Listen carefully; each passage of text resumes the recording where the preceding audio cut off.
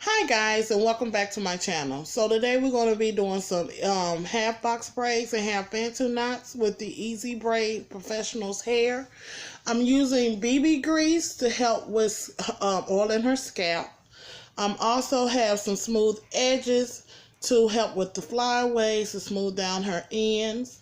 I also using a pair of scissors to cut down any flyaways, a wide tooth comb for detangling, and a silver tip rat tail comb. I call it a silver tip rat tail comb. Some people call it a parting comb, but I'm using it for parting. So, hey, it is what it is. I went on ahead and washed her hair, deep conditioned it, did a hot oil treatment. She had some crochet braids in her hair for about 3 weeks, maybe to a month. So I went on ahead and got her scalp really cleansed with an ABC rinse as well. We're going to go ahead and part her hair from ear to ear. As you can see, I went on ahead and parted it from ear to ear. The front part of her hair will be where the Bantu knots will be, and then the back part of her hair will be where I'm gonna have to fire my cameraman. But anywho, will be where her box braids will be. When I do my box braids, you guys, I always split her actual hair into threes. It helps with me getting a good grip on her hair. And as I go along, I use the braid next to the one that I'm braiding at the time to use as a marker where I can see if I'm getting the braids to the same exact size. Not all the time will I have the braids at the same exact time, same exact size, but I'm getting better with it. As you do your braids, I really think taking your time is very, very important.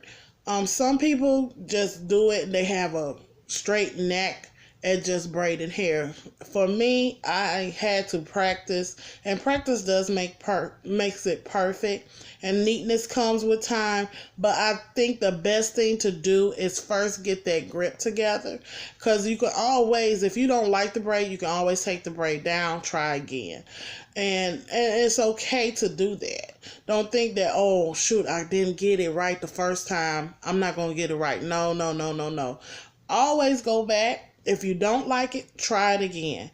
That's the best way to learn anything. Trying it again. So when I do braid it all the way down to the end. Some people use glue, some people use a slip knot, but I just braid it all the way down to the end. Right here, I'm finna demonstrate to you guys how I separate her hair. See, I have 1, 2, and 3.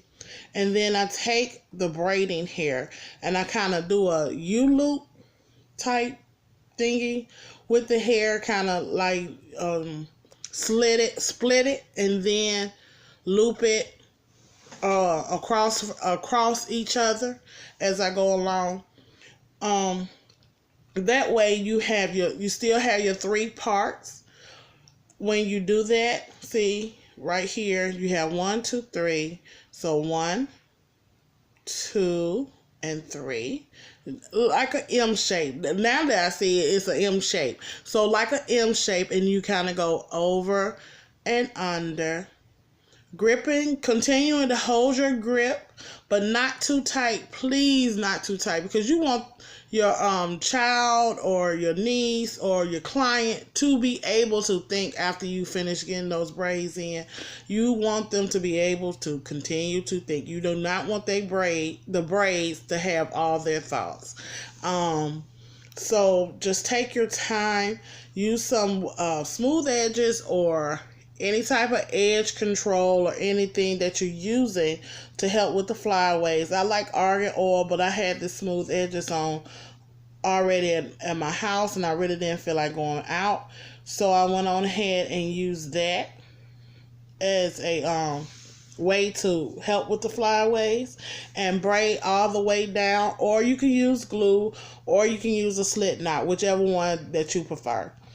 So here's another me parting it already, and this is a close-up of the M shape, and I'm going under over. Am I going under and over or over and under? Either way, it's okay. Either way, I'm my dominant hand. I'm right-handed, so that's my dominant hand, and that's the hand I usually work from in the beginning anyway. So either it's under, over, and under.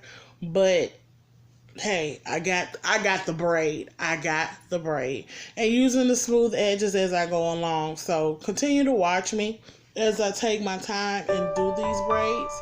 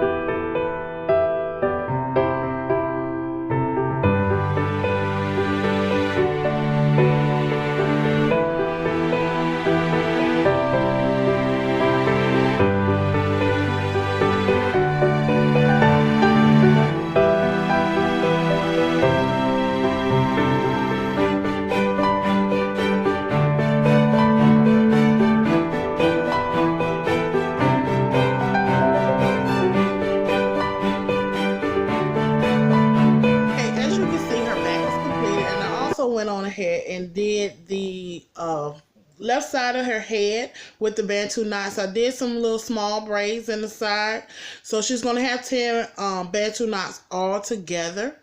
On the other side, we're going to go ahead and demonstrate how I did the Bantu knots.